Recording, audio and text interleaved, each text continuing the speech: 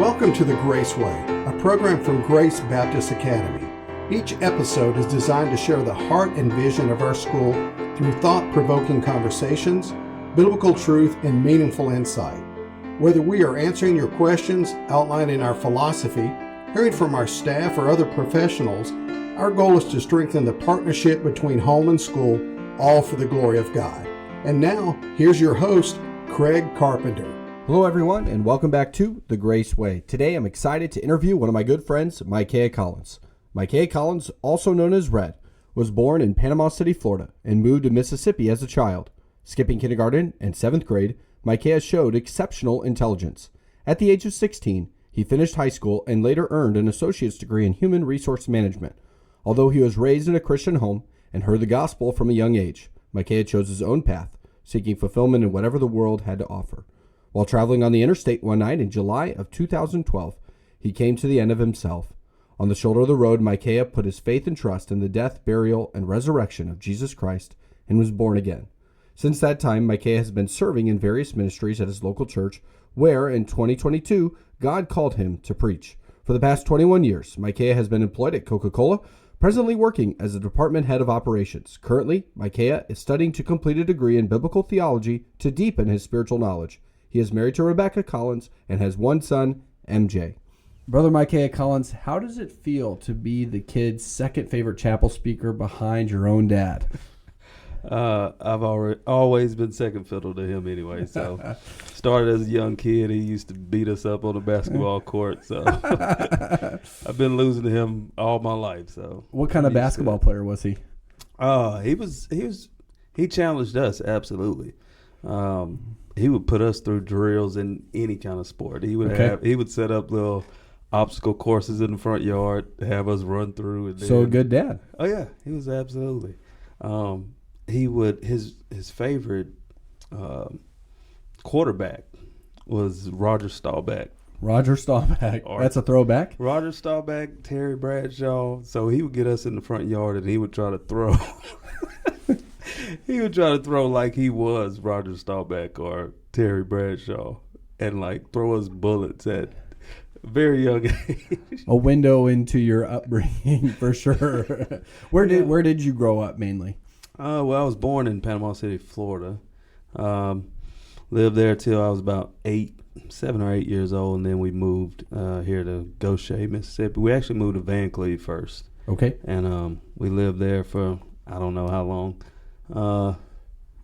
Eventually we moved to Goshen, Mississippi, and that's where I've been since, I guess, 9.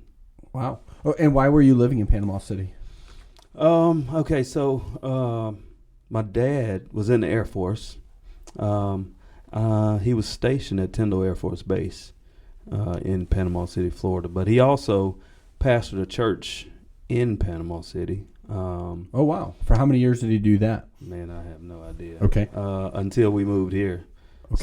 So at least 9. As far back as I can remember, he was pastoring a church, and when we moved here, the church closed its doors. Okay. So, yeah. And we'll have him on the program here eventually, so we don't want to steal his thunder or his testimony, but interesting to see how the two correlate, certainly. Now you're 9, you're in Goshen, you came here. What brought you here? Do you remember that? Well, this is where my dad first heard the gospel. So once the doors to the church closed down, we moved back here.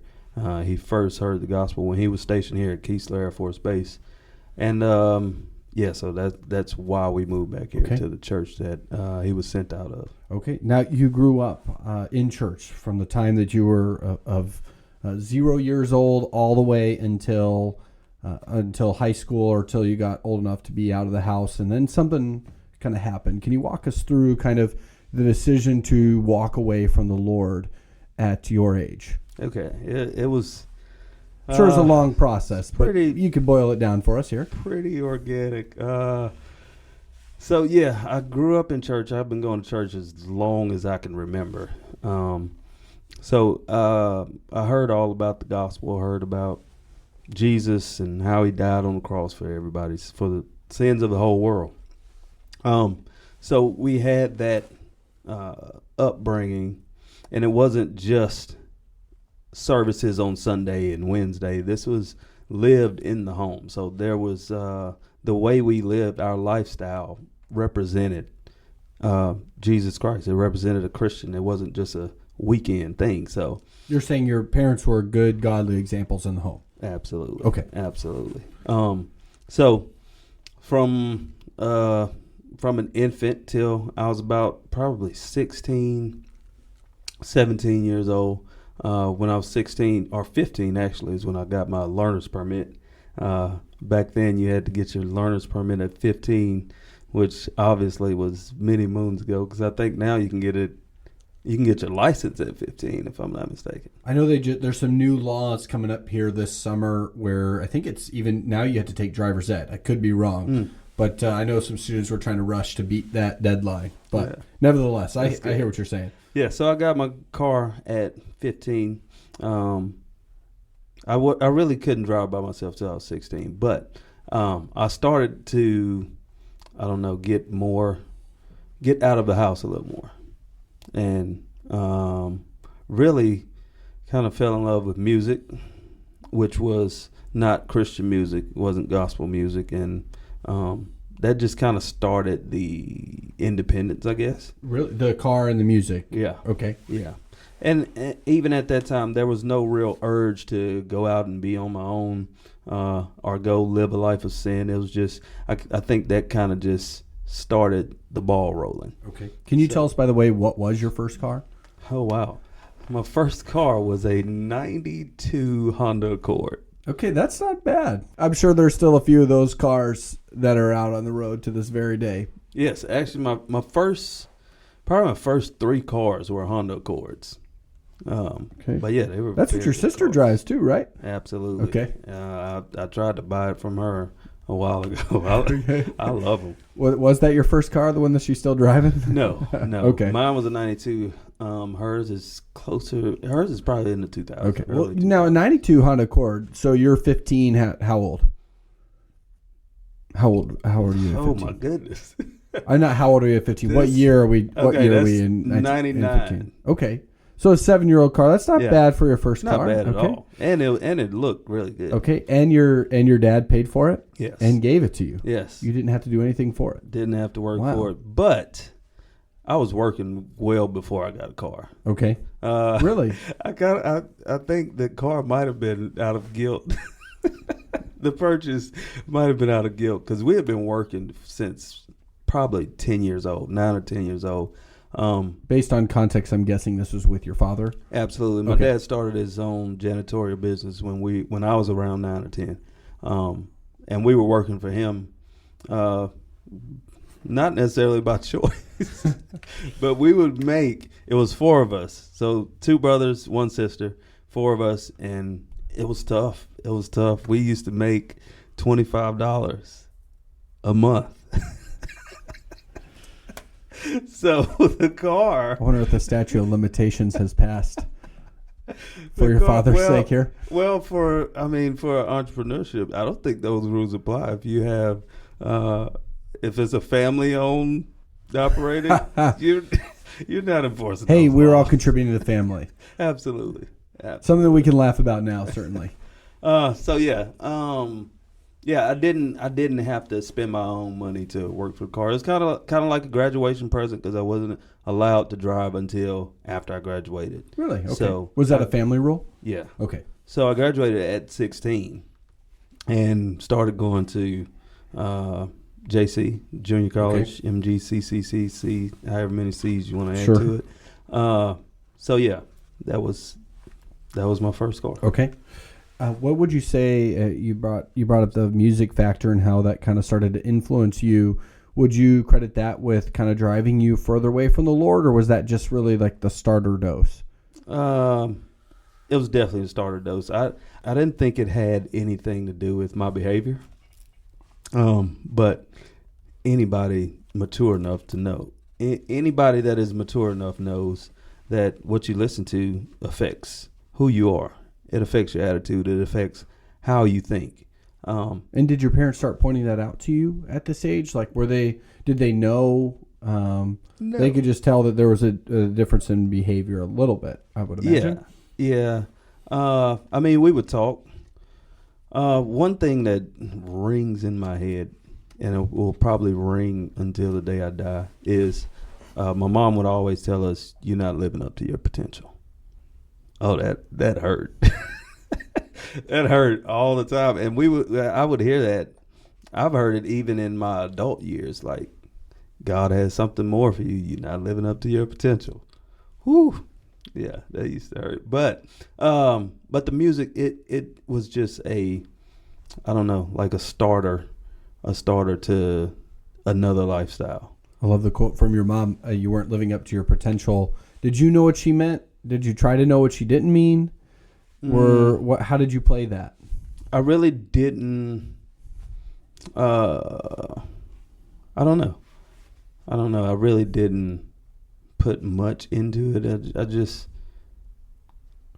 I felt like she was wrong. Okay. You know, I felt like you're expecting too much. That's kind of how I took it. But and now looking back, what would you say? What do you wish it would have said? Absolutely accurate. It's absolutely accurate. Knowing what I know now, I mean, there's so much more life than what I was living. There was so much time wasted. Even before I got out, into the world, there was so much time wasted that could have been spent doing something that means something and lasts forever. So, what were you doing to waste time back then? I mean, we're talking about the dinosaur days here. Exactly. Everything was in black and white. Yeah, sure. All I did was play basketball. Okay. That's all I cared to do. Play basketball. Now, before the car, I would read. Like I would be. They would lose me. I was the forgotten middle child, often. Okay. Because nobody could find me because I was somewhere reading. So, but yeah, once I kind of got some independence, the focus was more on, I guess, being out of the house, being gone, more than sitting down. So. Sure. So what you graduated you got your car, started listening to what we would just say for broad strokes purposes, worldly music. Mm-hmm. You graduated. Now you're kind of free to do whatever you want. Now, did another job come along the way here? Well, really, some really dumb young decisions. Okay. So I'm in college at 16, which is, I don't know, rare. And I'm going to school majored in telecommunications, and my parents are pushing me. It's like, hey, you can do this, and in a few years you'll be making good money at a very young age. Even the instructors in college were saying, hey, you got a head start on life. You can really, be very successful doing this or whatever. But my idea was, after maybe a few semesters, I want to make some money now. I don't like this 2-year, 4-year down the road making money. I want to make some money now. So I quit and went to work for McDonald's. Okay. Notorious for helping people be millionaires. So I went to work for McDonald's, and it really wasn't long. I had never done an interview. I had never been interviewed. Your dad said, "What's your last name?" Collins. You're hired. Absolutely. I had never been interviewed, and it's crazy because my cousin worked there. My cousin worked at McDonald's, so he knew the manager, and the manager, she was pretty cool. So she sat me down to do an interview, and she's like, "Why should I hire you?" And I looked at her. I'm like, "Why not?" That was the whole interview. Like, any other questions you asked, I really didn't take it serious. I didn't even know I didn't think anything about it. But I need some money. Exactly. Why should you hire me? Because I want to buy stuff. That's a good reason. Now you work at Coca-Cola. If somebody says that to you in an interview, has anybody ever said that to you in an interview? No. Essentially? Okay. No. I mean, I've had some terrible answers to questions. Okay. But no, nobody said. If somebody said why not to you, would you hire them? No, I would say goodbye. No thank you. But nevertheless, McDonald's did hire you. They did hire me. Do you remember how much you got paid? Let's see. I think the minimum wage back then, like 2000, right? 2001. Yeah, 2000. in 2000. Minimum wage, I think it was 5 something. Okay. If I'm not mistaken. So I worked there for a few months, and not long after that, they asked me if I wanted to be a manager. So, sure, absolutely. So I was a shift manager from from the age of 16 to 19. Okay. Yep. And then now during this time, you're slowly drifting further and further away from the Lord. Was there a time when you absolutely it was like basically a full stop with the things of the Lord, church, etc.? Well, it's funny the way it works. Oh man, the way the devil and your flesh works, it's little by little. So 16 is when I got my car.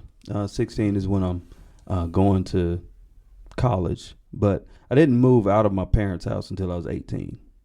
So the day I turned 18 is when I moved out of my parents' house. And it was not to go live a life of sin. I just wanted to be independent. My parents had a curfew.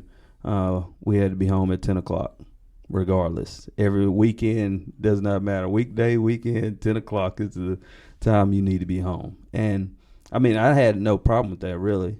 But I wanted to come and go as I please. I wanted to be able to go to Waffle House at 2 o'clock in the morning if I wanted to, just to go eat or whatever. But I had no real desire to go live a life of sin.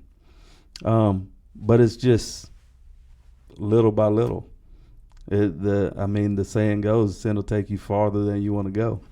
Was your walk with God existent at all during this time period? I mean, I was still going to church. Faithfully? Yeah, at 16. Yeah, if I'm in my parents' house, you're going to church. Absolutely. Okay.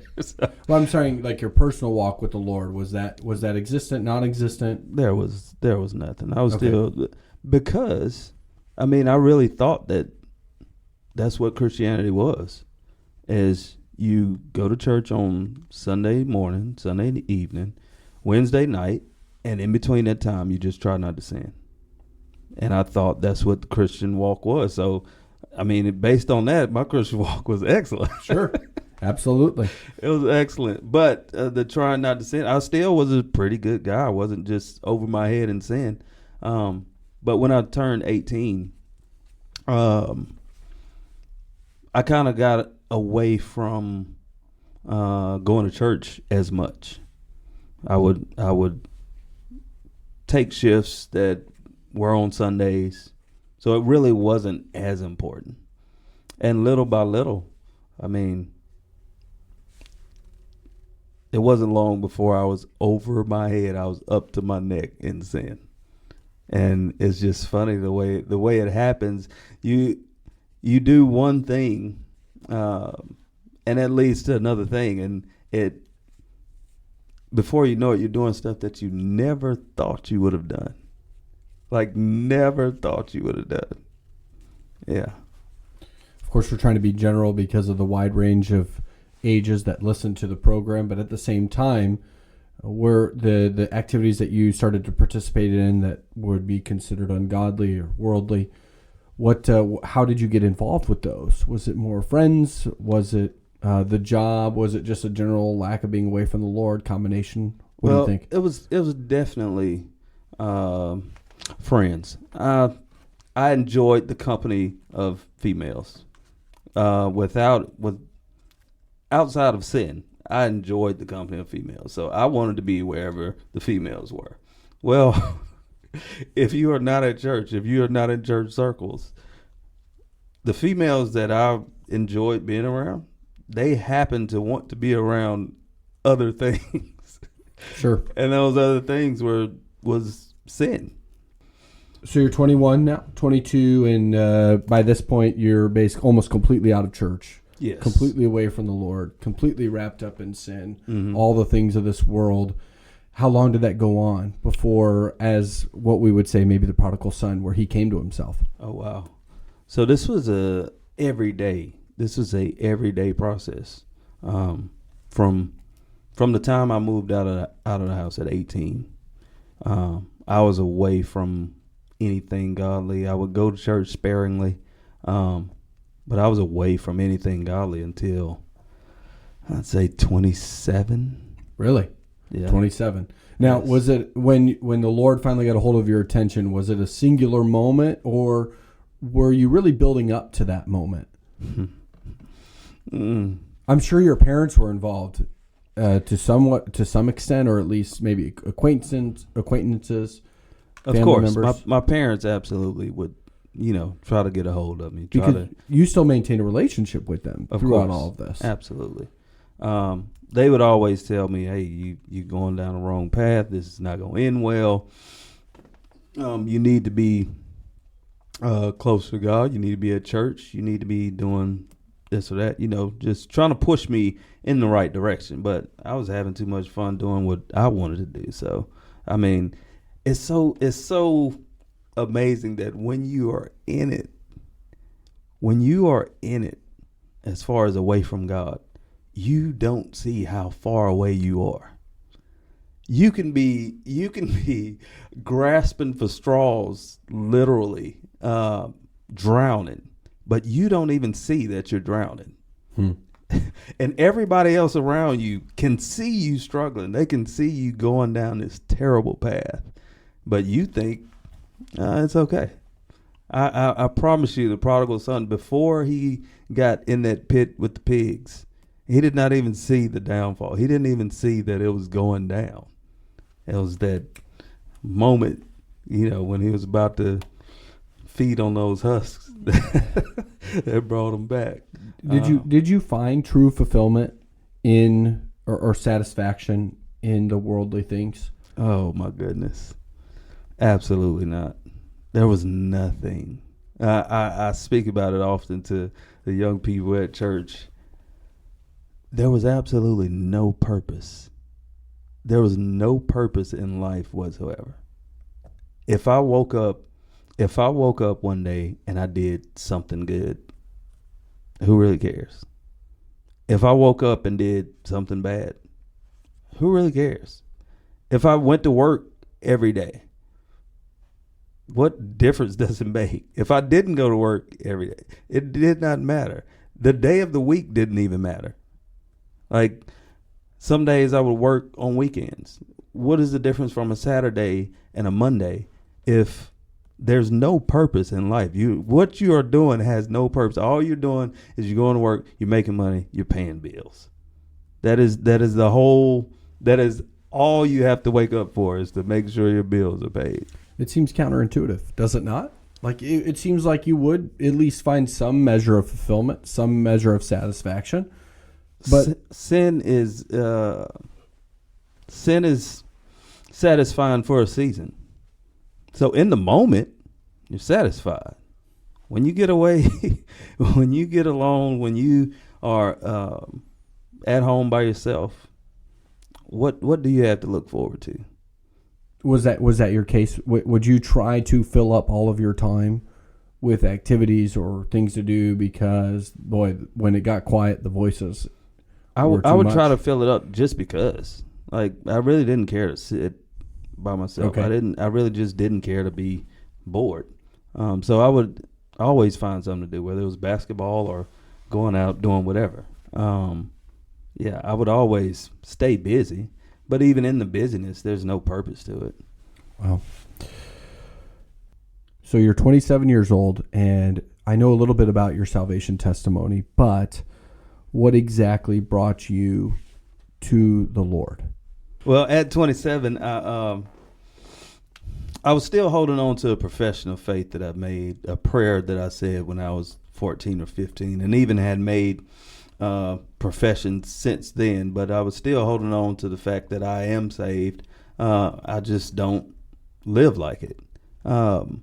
But coming home from work one day in 2012, I was actually 28 in 2012. Okay.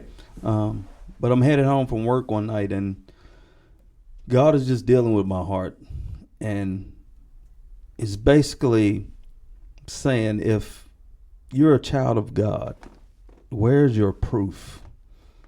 Where is your fruit? When is the last time that you've done anything for God? You don't even go to church. Like, there's nothing you can point to and say, this is what I do as a child of God. And I'm headed home from work, and I'm like, this doesn't add up.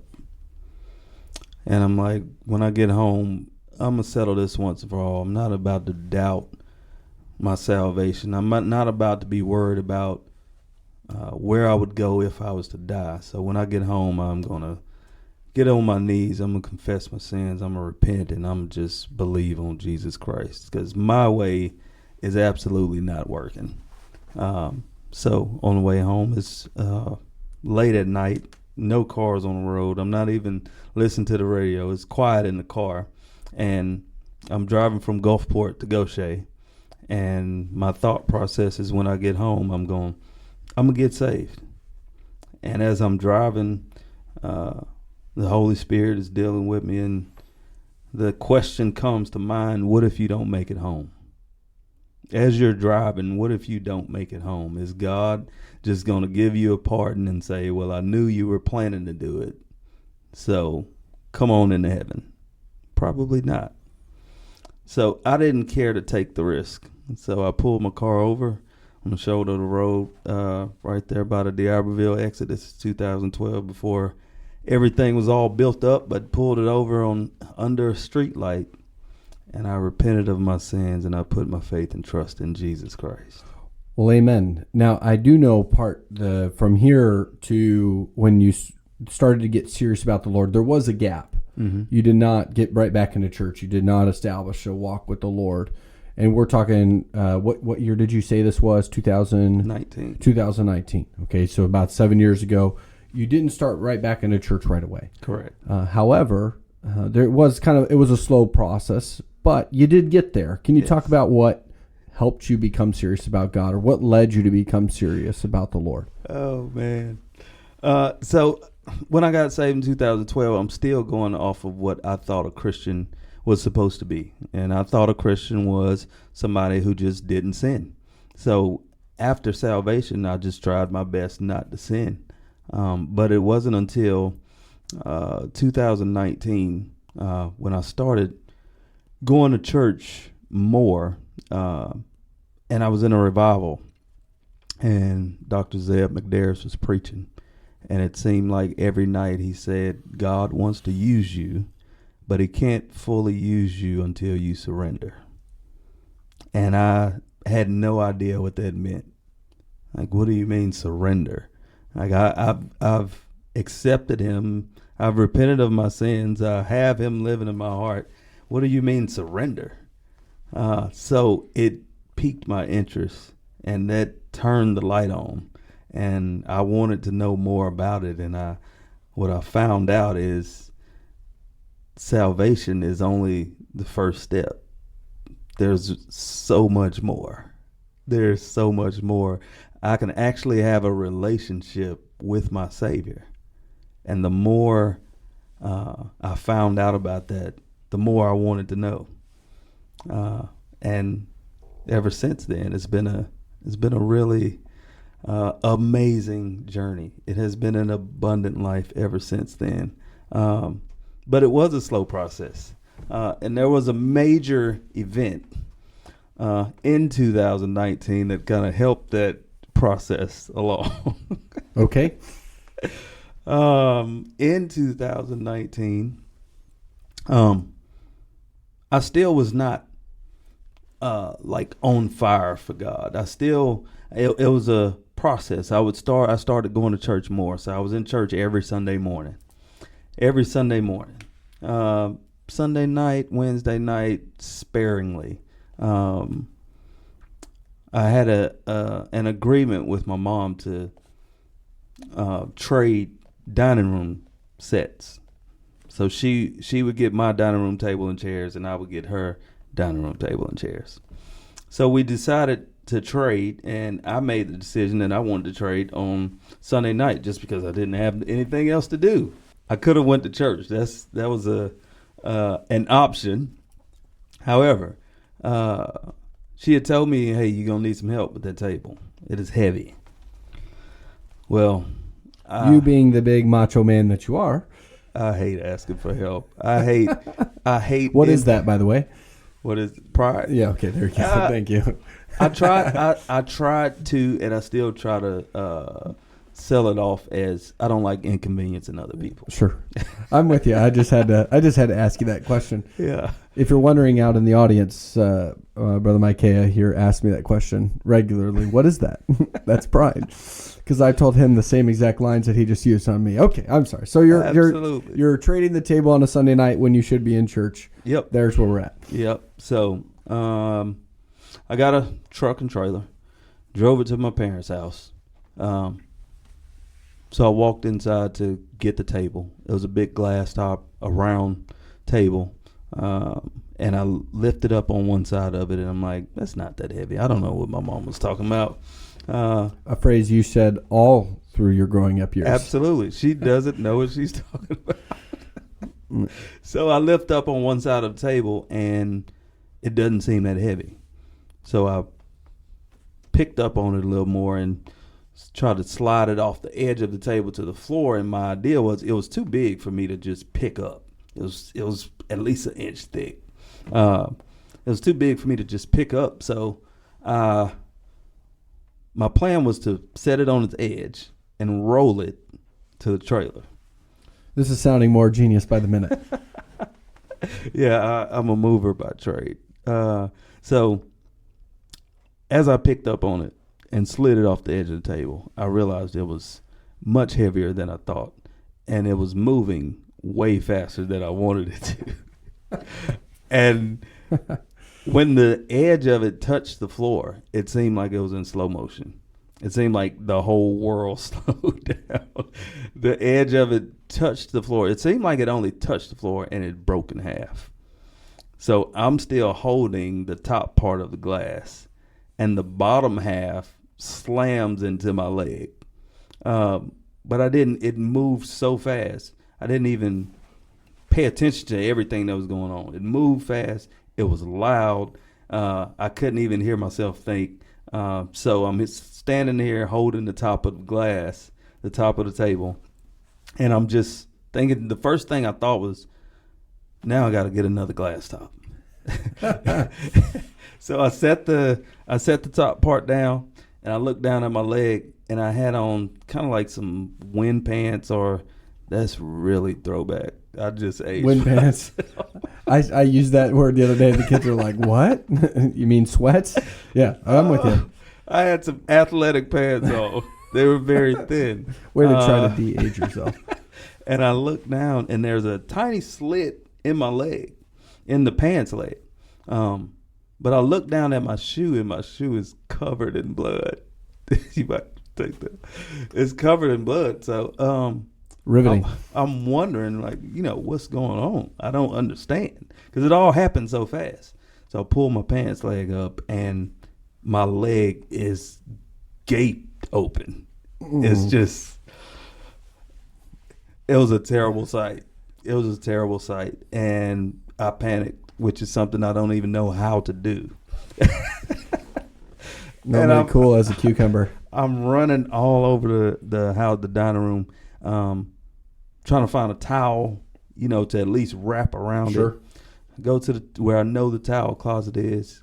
Open the towel closet. There's no towels in there. Go back to the kitchen. There's a small towel hanging on the refrigerator door. That thing was cooked. Never seen again.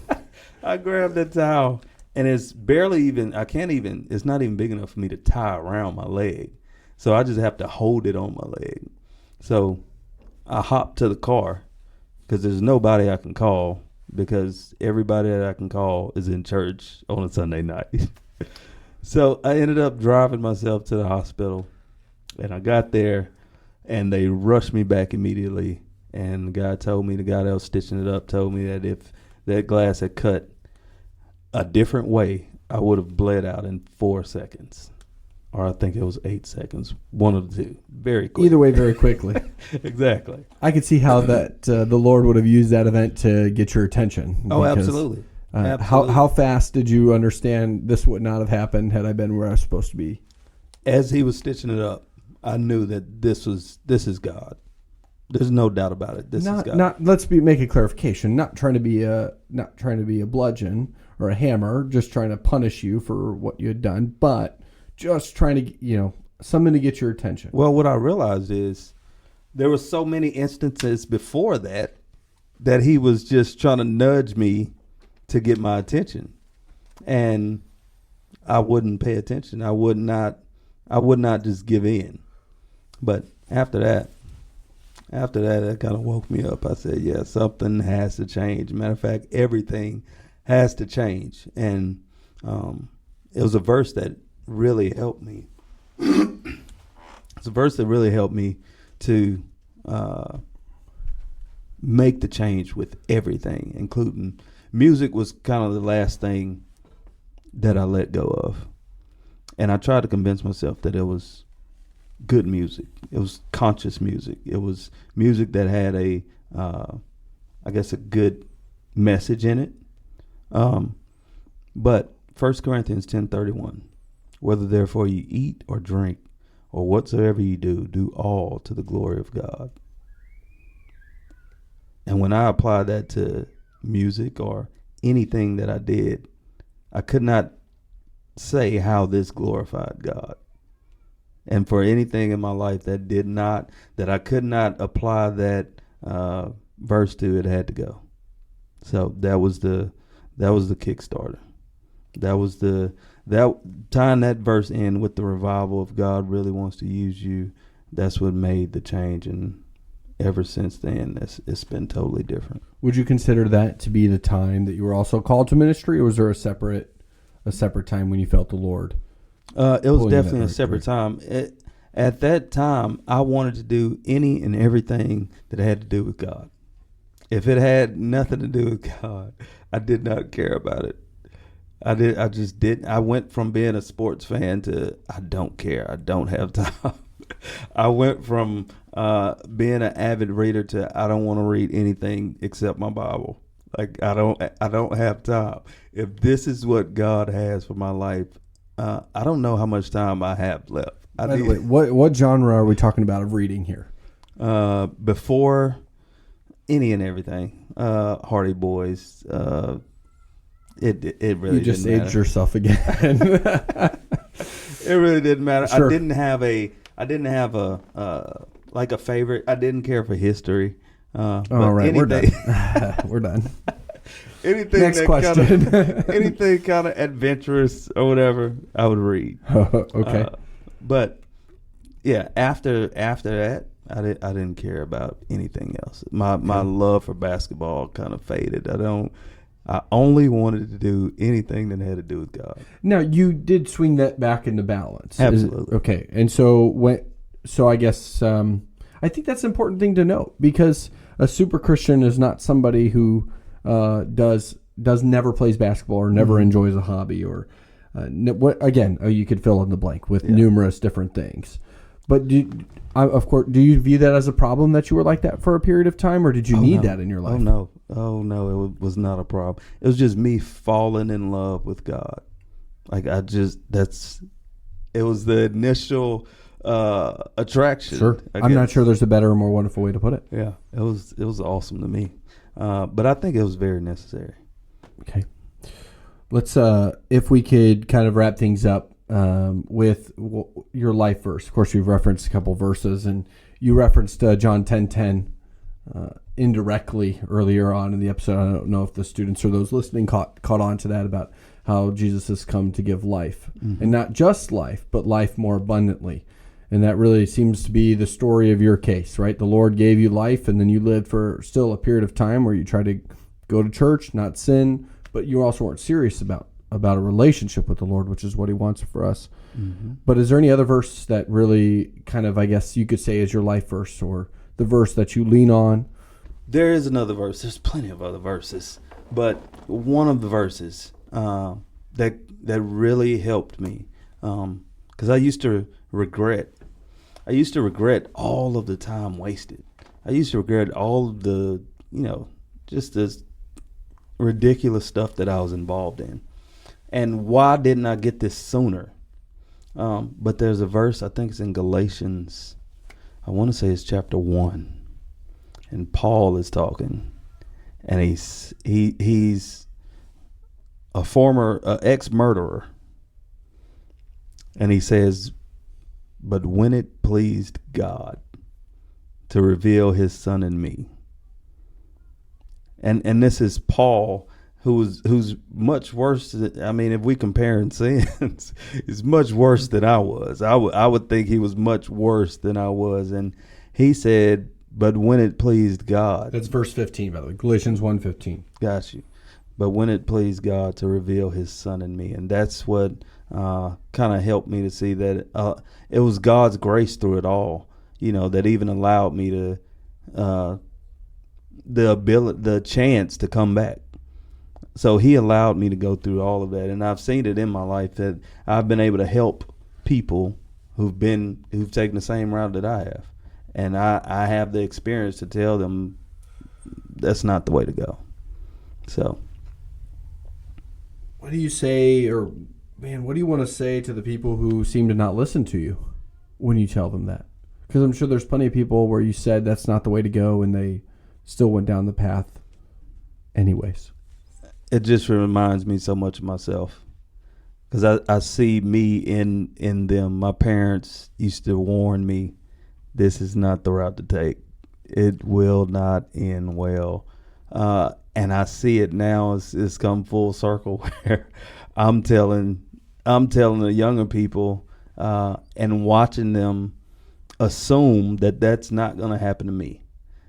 I can see it in there, the same look or view that I had in my eyes when my parents would tell me, hey, I've tried that route and this is how it turns out.